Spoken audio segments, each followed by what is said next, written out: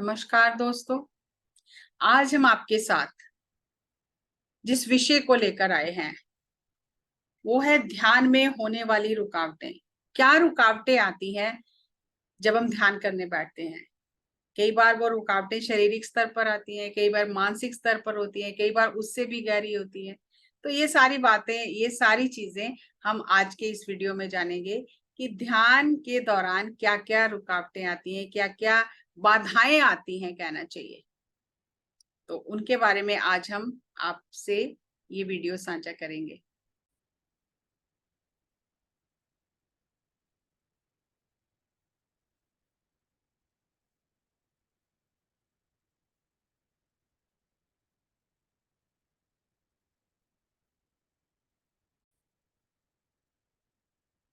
ध्यान में होने वाली बाधाएं, सबसे पहले देखते हैं शारीरिक स्तर पर क्या बाधाएं आती हैं। बाहर की आवाजें, जब भी ध्यान करने बैठते हैं बहुत आवाजें आती हैं, बेल बज जाती है, फोन बज जाता है, कुछ और शोर शराबा हो जाता है, हमें लगता है कि ध्यान नहीं कर सकते। हम एकांत चाहिए जहाँ पे बिल्कुल कोई आवाज ना हो। तो ऐसा होता नहीं, संसार तो चलता ही रहेगा, आवाजें आती रहेंगी, इसी के साथ हमें ध्यान करना सीखना है। ये बहुत ऐसा कम अवसर होता है कि जब कोई भी आसपास आवाज ना हो। और जब मैंने शुरू में ध्यान करना शुरू किया था, जब मैंने सीखा था, तो मैं तो दिल्ली जैसे मेट्रो सिटी में बस में बैठ के ध्यान करती थी, क्योंकि और कोई टाइम ही नहीं होता था ध्यान करने का। जब आपके अंदर चाह होती है ना, तो आपको कुछ भी सूझता नहीं है। फिर आप कहीं भी बैठकर ध्यान कर सकते हो। लेकिन शुरू में ये रुकावट लगती है कि बहुत शोर शराबा हो रहा है। थोड़ा सा इससे हम आगे चलें तो फिर हमें शरीर में दर्द होना, खुजली होना, चींटियां चलने जैसा अनुभव होना, शरीर का कोई हिस्सा सुन्न हो जाना, पैर सुन्न हो जाने, तो बेचैनी होना, ये सब चीजें होने लग जाती हैं। या फिर कोई कई बार लोगों ध्यान करने लोग बैठ भी जाते हैं तो वो गहरी नींद में चले जाते हैं और खर्राटे लेने लग जाते हैं, और उनके खर्राटों की वजह से दूसरों का ध्यान नहीं लगता है। क्योंकि शरीर को हम पूरा आराम नहीं देते, काम करते रहते हैं, करते रहते हैं, करते रहते हैं। तो जब ध्यान में बैठते हैं तो शरीर उस समय का फायदा उठा के नींद में चला जाता है, और इतना गहरा नींद में चला जाता है कि वो खराटों का उन्हें पता भी नहीं चलता। तो लेकिन जो आसपास लोग बैठे होते हैं उनका ध्यान जो है वो भंग हो जाता है। उबासियां आना, गले में खराश होना, नाक बहना, जुकाम लग जाना, ये अलग अलग तरह की रुकावटें आती है, क्योंकि मन बहुत शैतान बच्चा है। तो वो ऐसी सब चीजें करता है जिससे हम ध्यान में ना बैठे, क्योंकि उसकी कुर्सी हिलने लग जाती है, और कोई भी नहीं चाहता उसे कुर्सी से नीचे उतारा जाए। हर कोई कुर्सी के साथ चिपक के रहना चाहता है। जन्मों जन्मों से मन स्वामी बना हुआ है हमारा, और उसे पता है कि हम ध्यान करेंगे तो धीरे धीरे उसका स्वामित्व चला जाएगा, और हम स्वामी अपने स्वयं बन जाएंगे। तो कोई नहीं चाहता ना उसकी कुर्सी को हिलाया जाए। तो ये मन सब चालें करता है। लेकिन अगर हम इससे नहीं हटते, स्थिर हो जाते हैं, क्योंकि हमें आदत ही नहीं स्थिर बैठने की, हाथ पांव बैठे बैठे हिलाते रहते हैं। तो अगर हम स्थिर बैठ जाएं, सुख आसन में बैठ जाएं, तो ध्यान करना शुरू करें सांसों के साथ, तो फिर मन अपनी अगली चाल खेलता है कि विचार बहुत आने लग जाते हैं। ऐसा विचारों का तूफान उठता है कि समझ ही नहीं आता कि ये विचार कहाँ से आ रहे हैं। विचार आ नहीं रहे, विचार जा रहे हैं। ये तो शॉपिंग मॉल से हमने जो जो खरीदा खरादी करके अंदर इकट्ठी की है, वो मन अब दिखा रहा है कि देखो मैं ये भी खरीद के लाया हूँ, ये भी खरीद के लाया हूँ, ये भी खरीद के लाया हूँ। उसको बोलो जा अब तू, अब यहाँ इस इन सब सामान रखने की जगह नहीं है, अब तू जा। तो ये ऐसा नहीं कि अब विचार बढ़ गए हैं, नहीं। अब हमने झांक कर देखा है कि अंदर चल क्या रहा है। विचार पहले भी इतने ही थे, लेकिन हमें पता नहीं था। अब जब हमने अंदर झांक कर देखा तो हमें पता चला कि अंदर तो आंधी चली हुई है विचारों की। तो ये भी एक रुकावट आ जाती है कि फिर हम परेशान होके ध्यान से बाहर आ जाते हैं कि बहुत विचार आ रहे हैं, आ नहीं रहे, जा रहे हैं। ज्यादा विचार आ रहे हैं, ज्यादा देर बैठना है। हम उल्टा करते हैं, ज्यादा विचार आते हैं तो उठ जाते हैं। नहीं, ज्यादा विचार आ रहे हैं मतलब ज्यादा सफाई की जरूरत है, ज्यादा देर बैठना है। मेंटल रेजिस्टेंस ये बहुत ही सूक्ष्म है। कि जैसे मैं लोगों से मिलती हूँ, बात करती हूँ, तो मुझे इस बात का पता चला, मालूम पड़ा है।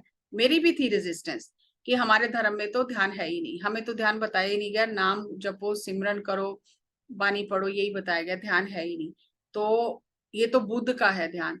तो मैं भी उस समय रेजिस्टेंस थी कि मैं क्यों सांसों के साथ ध्यान करूं। तो वो जो हमारी कंडीशनिंग होती है उसकी वजह से हमारी मेंटल रेजिस्टेंस होती है, हम रोकते हैं उन चीजों को, हम करना नहीं चाहते। लेकिन जैसे जैसे धीरे धीरे अगर खुले मन से समझेंगे इन चीजों को, तब इसकी समझ आएगी। इसीलिए कहते हैं कम विद ओपन माइंड। अगर ओपन माइंड नहीं है तो हम कुछ भी सीख नहीं सकते हैं। ठीक है, हमने जो जाना ठीक है, लेकिन इससे ज्यादा भी जानने के लिए बहुत कुछ है। जब ओपन माइंड से आएंगे, come with open mind, go with open heart, तो दिल खुलेगा।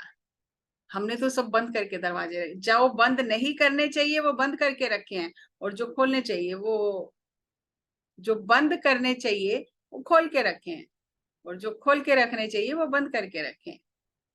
तो जब ध्यान करेंगे तो मन खुलेगा, खुलेगा तो अंदर के सारे जो गांठें पड़ी है ना, वो भी खुलेंगी। तो हम स्वतंत्र होते जाएंगे अपने ही मन से। बेचैनी होना, रेस्टलेसनेस होना, ये भी मन का ही एक है। इमोशनल जो ब्लॉकेजेस हैं, जैसे यादें पुरानी, घटनाएं, भावनाएं जो हमारी जुड़ी हुई हैं, अच्छी या बुरी, उनके साथ में हम जुड़े रहते हैं। तो वो भी ध्यान में हमें याद आने लगता है, उस समय ये हुआ, उसने मुझे ये कहा, उसने मुझे ये कहा, अच्छा कहा कि बुरा कहा, वो सब कहानियां चलने लग जाती हैं। Spiritual distraction. अब आपको बहुत हैरानी होगी कि आध्यात्मिक डिस्ट्रैक्शन क्या होती है, लेकिन स्पिरिचुअल डिस्ट्रैक्शन आध्यात्मिक बाधाएं भी होती है। सेंस ऑफ सुपीरियरिटी और इंफीरियरिटी, जिसको कुछ थोड़ा समझ में आने लगता है, कुछ दिखाई देने लगता है, कुछ साधना कर लेता है, तो उसको लगता है मेरे जैसा तो कोई है ही नहीं। ये भी बहुत बड़ी रुकावट है। फिर हम आगे नहीं बढ़ सकते, या दूसरों के एक्सपीरियंस सुन के बिल्कुल हीन भावना में चले जाना, अरे इनको हो रहे हैं, मैं तो इतने साल से कर रही हूँ, मुझे तो कुछ हो नहीं रहा। तो ये दोनों ही चीजें गलत हैं, फिर हम आगे नहीं बढ़ सकते हैं। डिग्रेडिंग और हाई ग्रेडिंग ऑफ एक्सपीरियंस, कि अपने एक्सपीरियंस को बढ़ा चढ़ा कर बताना या कम करके बताना, तो दोनों ही चीजें गलत हैं। और तीसरा है using spiritual powers and taking benefits. रिद्धि सिद्धि शक्तियां जो भी आती हैं, वाक शुद्धि आ गई, आपको कुछ दिखाई देने लग गया, मास्टर्स आपको मैसेज देने लग गए, और आपने उन पावर्स का इस्तेमाल करना शुरू किया, और आपने उनका दूसरों से लाभ लेना शुरू कर दिया, धन कमाना शुरू कर दिया, दूसरों को अपने ऊपर निर्भर बना दिया कि मैं कर सकती हूँ, मैं आपकी हीलिंग कर सकती हूँ, मैं आपको रास्ता बता सकती हूँ, अब मुझसे पूछो, अपने पीछे लोगों को लगा लिया, तो फिर ये सबसे बड़ी रुकावट है। और कई जन्म आत्मा इसमें बिता देती है, क्योंकि वो इतना रस आ जाता है, ये जो गुणगान लोग पीछे चल के करते हैं, तो उसका रस इतना आ जाता है कि फिर हम उसी में उलझे चले जाते हैं, और कई जन्म आत्मा इसमें ही उलझी रहती है। और जब फिर उसे होश आती है, पता चलता है कि नहीं ये नहीं करना मैंने, तब फिर वो आगे बढ़ती है। तो ये सब रुकावटें हमारे ध्यान में आती हैं। हमें दूसरों को अपने ऊपर निर्भर नहीं बनाना है, हमें अपने स्पिरिचुअल जो भी हमें गिफ्ट्स मिले हैं परमात्मा की ओर से, उनका किसी तरह का फायदा नहीं उठाना है दूसरों से, दूसरों को उनसे डराना नहीं है। इसीलिए पत्री सर किसी को आशीर्वाद नहीं देते थे। आशीर्वाद क्या देना है, आप खुद मेहनत करो, आप आगे चलो। तो ये सब चीजें हमारे रास्ते में रुकावट डालती हैं। और जैसे जैसे हमारा ध्यान गहरा होता है, हमारे जो अवचेतन मन में छुपे हुए जो संस्कार होते हैं वो सब ऊपर आने लग जाते हैं। हो सकता है हमने कोई मूवी देखी हो और वो बहुत डरावना सीन हो, हम उस बात को कई साल हो गए भूल गए, लेकिन वो अवचेतन में बैठा हुआ है। कई ऐसी चीजें हमारे जीवन में होती हैं जिनकी ओर हमारा उतना ध्यान भी नहीं होता, हमें लगता है हम भूल गए, लेकिन नहीं, जब हम ध्यान करते हैं वो उभर उभर के बाहर आ जाते हैं। जैसे जैसे एनर्जी अंदर जाती है, अवचेतन मन में छिपे हुए सारी चीजें बाहर आनी शुरू हो जाती है, तो उनको दबाना नहीं है। उससे बहुत बेचैनी भी होती है, ये हमें समझ ही नहीं आती, हम ध्यान कर रहे हैं, क्या कर रहे हैं, ये पता नहीं क्या क्या अंदर चल रहा है, कुछ चलेगा, उससे घबराना नहीं है। पुरानी यादें, विचार, घटनाएं कि ऐसा हुआ था और उसके साथ हमारी भावनाएं जुड़ी हैं, हम उनको छोड़ना ही नहीं चाहते, इतना पकड़ के रखते हैं। मान लो 15 साल पहले कोई बात हुई तो हम कहते हैं कि मैं तो आज भी उस व्यक्ति से बात नहीं करूंगा। और यहाँ तक तो अभी हम देखते हैं कि अपने घर परिवारों में कि बच्चों को भी हम बात नहीं करने देते हैं कि नहीं उनसे हमारी नाराजगी है, उनको भी बीच में ले लेते हैं।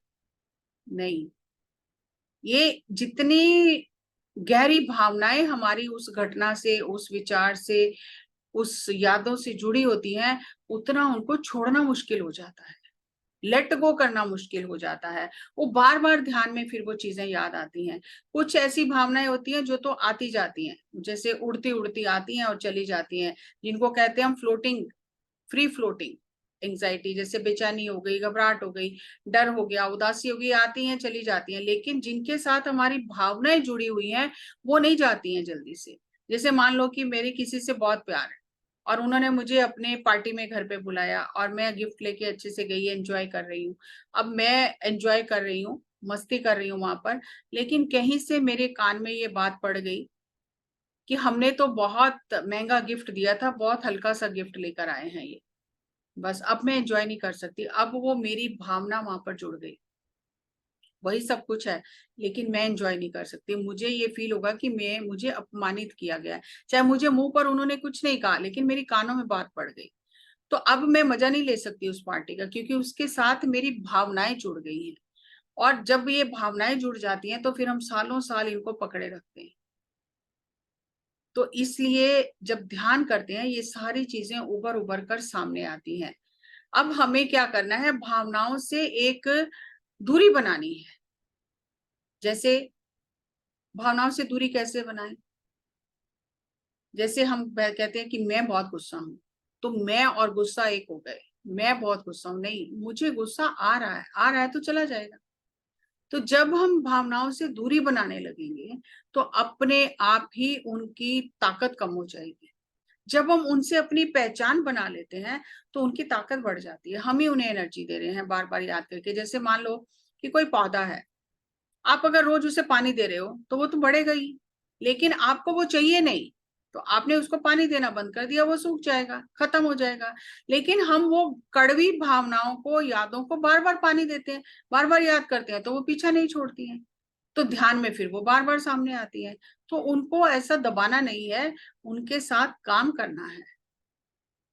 ये हमारे ध्यान में आगे बढ़ने की साइन है कि हम ध्यान में आगे बढ़ रहे हैं, पीछे नहीं जा रहे। ध्यान में पीछे जाते ही नहीं है, आगे ही बढ़ते हैं।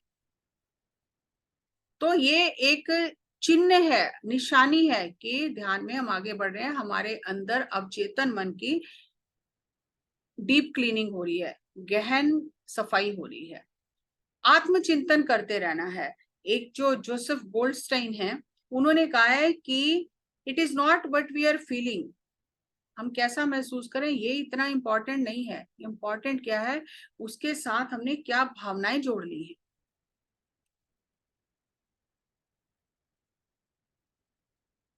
और उस भावना को महसूस करो, उसको धक्का नहीं देना, उससे संघर्ष नहीं करना, ऐसा क्यों, ऐसा क्यों नहीं, हाँ ऐसा हुआ, मुझे ऐसा महसूस हुआ, उसको पूरी तरह महसूस करो।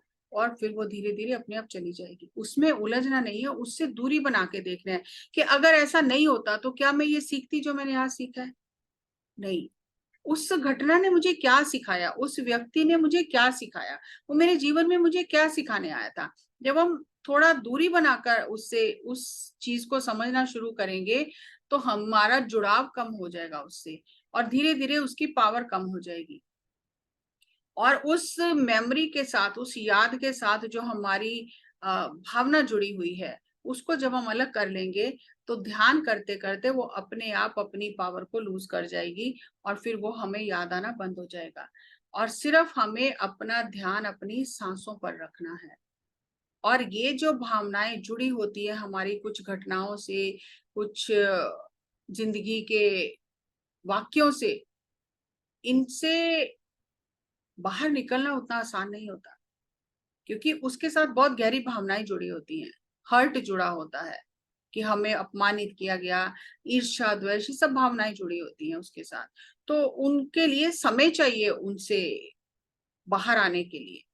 तो उन्हें हमें धक्का नहीं देना है। हमें कैसी भी भावना हो, कितनी बार वो उठकर ऊपर आए, हमें उसे स्वीकार करना है और उसे ऊपर आने देना है, क्योंकि हम अपने मन का शुद्धिकरण कर रहे हैं। जो भी आ रहा है उसका स्वागत है।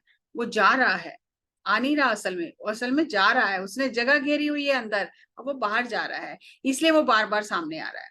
वो एनर्जी जो अंदर आपने जमा करके रखी है वो बाहर जाना चाहती है, तो वो उसे जाने दें। और बुद्धि के स्तर पर इन चीजों को हम नहीं समझ सकते। हो सकता है कोई ऐसी बातें हो जो आपको याद भी ना हो और आपके ध्यान में सामने आ जाए, तो बुद्धि के स्तर पे उन्हें नहीं समझा जा सकता। इसीलिए पत्री सर कहते थे एनालिसिस इज पैरालिसिस। एनालाइज मत करो, ना लाइफ के एक्सपीरियंस को, ना ध्यान के एक्सपीरियंस को, ना ड्रीम्स के एक्सपीरियंस को। समझ आना है, जब आ जाएगा या कुछ समय बाद समझ आ जाएगा, उसमें ज्यादा घुसने की जरूरत नहीं है। हम अपने मन की रीप्रोग्रामिंग कर रहे हैं, और ये जो प्रक्रिया है ये हमारे व्यक्तित्व के विकास के लिए और हमारे आध्यात्मिक विकास के लिए बहुत जरूरी है। जब हम अपनी इन छुपी हुई भावनाओं को सामने जब आती हैं, इन पर काम करेंगे, असल में हम उनसे स्वतंत्र हो जाएंगे, मुक्त हो जाएंगे। जो भी अब चेतन मन से आ रहा है उसे साक्षी भाव से, पूर्ण जागरूकता के साथ, बिना कोई प्रतिक्रिया करे देखो, तो वो धीरे धीरे हमारे अंतःकरण के शुद्धिकरण हो जाएगा, सफाई हो जाएगी। हमें क्या करना है? उन्हें एक्नॉलेज करना है। ये भावना, ये फीलिंग यहाँ पर है, मैं इसे एक्नॉलेज करती हूँ। मुझे इसका कहाँ से ये आई है अगर नहीं भी पता, तो भी मैं इसे एक्नॉलेज करती हूँ। अलाउ, उसका समीक्षा नहीं करनी, उसका मूल्यांकन नहीं करना, उसे जो भी महसूस हो रहा है उसे होने दो थोड़ी देर। दबाना नहीं है उसे कि ऐसा क्यों हो रहा है, ऐसा क्यों हो रहा है। जो महसूस हो रहा है उसे महसूस करो और उसे स्वीकार करो। और स्वीकार करने का ये मतलब नहीं है कि उदासी उदासी में चले जाएं और रोते रहें बैठ के, नहीं। उसे, उस भावना को स्वीकार करो कि हाँ मेरे अंदर ये भावना है, मेरे अंदर नफरत है, मेरे अंदर जेलसी है, मैं इस भावना को स्वीकार करती हूँ। और इसको स्वीकार करने से उसकी पावर कम हो जाती है। अब अगर मेरे अंदर जेलसी है, हेट है, तो मुझे क्या करना है? प्रेम बढ़ाना है। लेकिन जेलसी और हेट की भावना को लेकर बैठी रहूंगी तो नहीं होगा ना। तो उसे स्वीकार करना है कि ये भी मेरा एक हिस्सा है, अपने हिस्से को मैं स्वीकार करती हूँ। और मैं अब इस भावना को यहाँ पे छोड़कर मैं ग्रेटिट्यूड देती हूँ, कृतज्ञता भाव व्यक्त करती हूँ उस घटना के प्रति, उस व्यक्ति के प्रति जिसकी वजह से मैंने ये लेसन सीखा। ये सब मेरे ही पार्ट हैं। हम जब अपने सभी पूरे पार्ट्स को एक्सेप्ट करेंगे, जितने भी हमारे शेडो सेल्फ हैं, ये जो छुपे हुए हिस्से हैं हमारे अवचेतन मन में, जब हम इन्हें स्वीकार करेंगे, इन पर काम करेंगे, तो हम इनसे मुक्त हो जाएंगे, हम संपूर्ण हो जाएंगे। जब तक हम अधूरे हैं, अपूर्ण हैं, हम चारों तरफ बिखरे हुए हैं, हमारे अंदर ये सब चीजें दबी हुई हैं, तब तक हम पूर्ण नहीं हो सकते। हमें शुद्ध और पूर्ण होकर धरती से जाना है। ये तो टॉपिक बहुत बड़ा है, लेकिन जितना बहुत जरूरी था मैंने आपके साथ में डिस्कस किया। और इस ध्यान विज्ञान को बहुत गहराई से समझो। ये छोटी छोटी चीजें छोटी लगती हैं, लेकिन इनके प्रभाव बहुत ज्यादा हैं। अगर हमें ये ध्यान विज्ञान की समझ आ जाए, हमारे प्रश्न ही खत्म हो जाएंगे। हम ध्यान विज्ञान के बारे में कुछ नहीं जानते हैं, कोई अनुभव होता है, कुछ भी होता है, तो हम किसी को ढूंढते हैं कि वो हमारे प्रश्नों के उत्तर दे। जब आप ध्यान विज्ञान को अच्छी तरह से समझ लोगे, तो आपको किसी के पास जाना नहीं पड़ेगा प्रश्नों के उत्तर ढूंढने के लिए।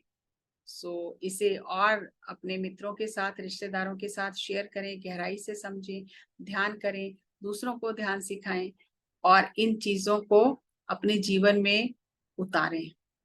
क्योंकि सुनने को तो सब कुछ सुनते रहते हैं, लेकिन जब तक उस पर अमल नहीं करेंगे उसका लाभ नहीं होगा। अमल करने से ही उसका लाभ होगा। अगले वीडियो में एक नए ध्यान विज्ञान के विषय को लेकर आपके साथ साझा करेंगे। तब तक नमस्कार, धन्यवाद।